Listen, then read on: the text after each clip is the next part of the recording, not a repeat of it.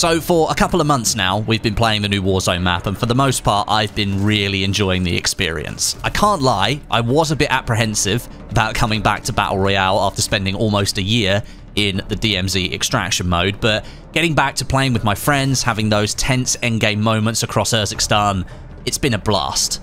Well, minus getting pummeled by the Interceptor at least once a match. But anyway, next week, Season 1 Reloaded is dropping, and I've got to say, Warzone might be about to do something really controversial. Along with some pretty solid new features, there is one I'm sure is going to divide fans. With that said, if you are looking forward to Season 1 Reloaded, drop a like on this video to support it, and subscribe to the channel if you haven't already. Lots more Warzone content on the way, and we're slowly but surely closing in on 1 million subscribers as well. So if you can help us get there, that'd be awesome. Right then, let's dig into this. First things first, we have two brand new weapons coming to Warzone in Season 1 Reloaded. The HRM-9 SMG and the TAC Evolvere LMG. Now, the HRM is another 9mm close quarters SMG with a high fire rate and pretty strong mobility stats according to the blog, so it's going to be a new option for movement kings out there. But some of the weapon attachments will help improve in the mid-range, so that's be something that I will be trying out because I'm a keyboard and mouse player. This new SMG is unlocked via an armory challenge, so there will be a set criteria that you need to achieve to get your hands on it. And then the TAC Evolvere, another addition to the TAC family alongside the Eradicator that was added just a few weeks ago, we have another LMG to get used to. This one is a multi-caliber weapon, so you can chamber it for 5.56 or 7.62 rounds, so that's going to make it pretty versatile. It sounds like that's what they're going for with this LMG.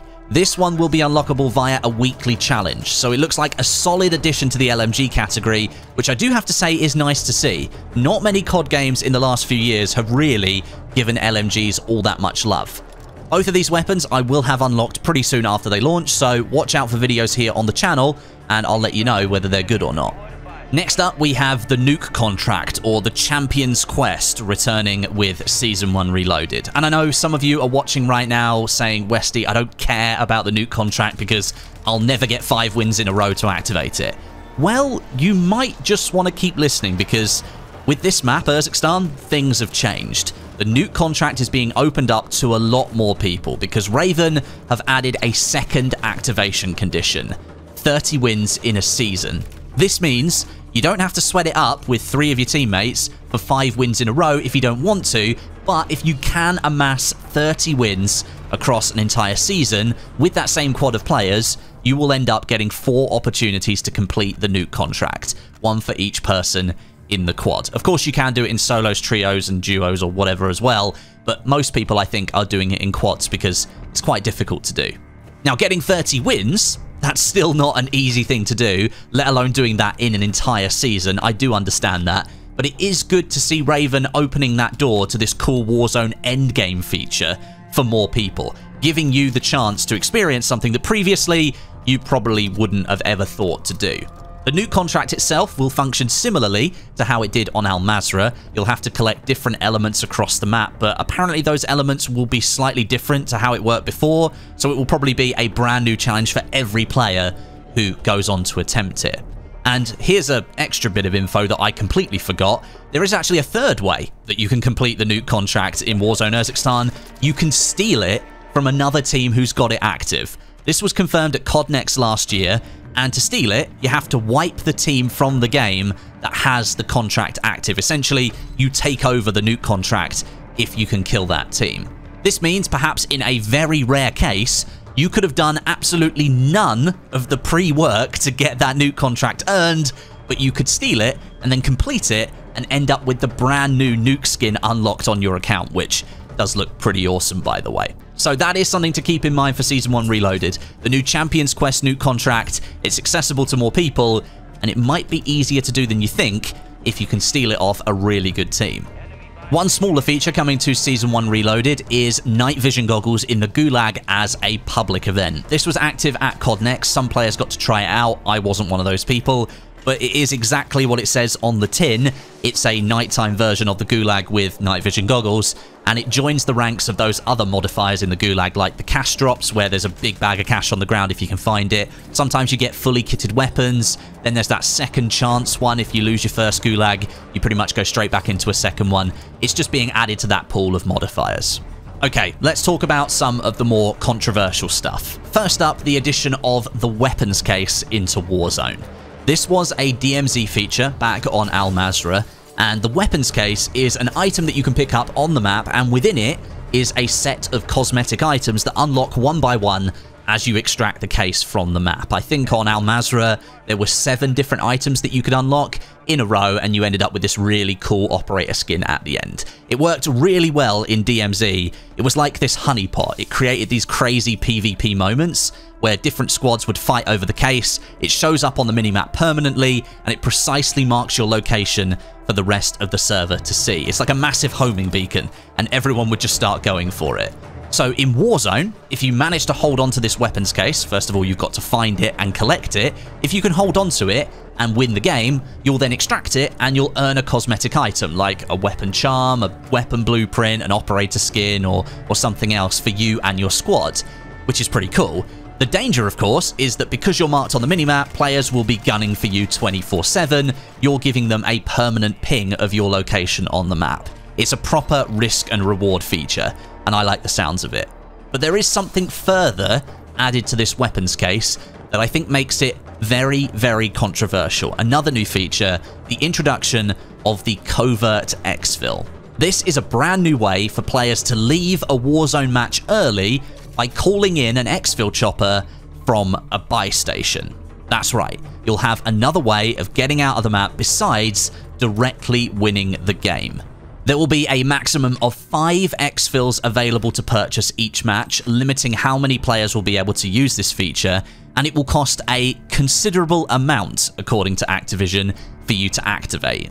Furthermore, you'll only be able to purchase this exfil before the Gulag closes. So after the collapse of Circle 4 and the Gulag disappears, you won't be able to buy this exfil and then get out of the game. You'll have to go on into the endgame and try and win for you to get out.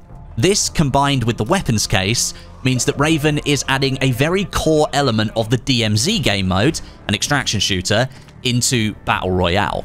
And despite how much I love DMZ, trust me, spent a year playing it, I'm not actually sure that this is a brilliant idea. I'm a little bit on the fence with it. I can see the positives and the negatives. So on the positive side, you're adding another variable into the Battle Royale melting pot, one that could seriously attract the attention of other squads, and it seems like a surefire way to increase the intensity of gunfights for that short period of time around the area that someone is going to call in this Covert Exfil. It's also going to add another way for perhaps those less skilled players in Battle Royale to get access to the cosmetic items unlocked by extracting the weapons case early. They won't have to stay the entire match to try and win it in order to unlock stuff, because they could call in the exfil and get out and then unlock that stuff. Sounds pretty cool. However, if you step back a little bit, I think you can start to see some of the cracks in this implementation. Firstly, by having a second condition for leaving a Battle Royale match, you dilute the end goal, being that last man standing. That is cut and dry Battle Royale. You want to be the person winning the game. Covert Exfil somewhat removes that. And secondly, right now in Warzone, player counts are capped at 100. That is 50 lower than what we had back in the Verdansk days. If there are 5 exfil opportunities per match and you're playing in quads, that's potentially 20% of the lobby able to leave a match without making it to the end game. That would hugely reduce the already lukewarm action across the map. I've been saying since the launch of Warzone Urzikstan that I think that Raven should be increasing the player count. This new feature creates the opportunity for the player count to reduce faster. Now, as I say, I want to give this a proper go in a match before I give my true opinions on it. I haven't used it, so I don't really know how it works, but perhaps a really good way to ensure that this Covert Exfil doesn't have a negative impact on gameplay would be to only allow for a Covert Exfil to be bought and called in by a team that has the weapons case in their possession. This way, you don't have random teams just passively collecting cash at the edge of the map for 10 minutes to club together for a Covert Exfil and then take 4 players off of the lobby total before you get to that end game. Now, Ted Timmins, one of the lead developers at Raven for Warzone, did speak on Twitter last night about the concerns that some people have got for this brand new feature, and he said that he expected less than 1 Covert Exfil per match to be completed. That means you probably won't see people doing this in every single match that you play.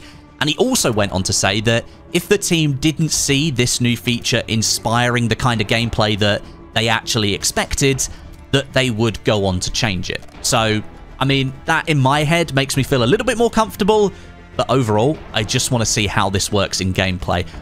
All the information about it is making me a bit nervous. It might be me getting nervous for no reason. Who knows? It might be really difficult. It might cost a lot of money to get one of these Covert Exfils.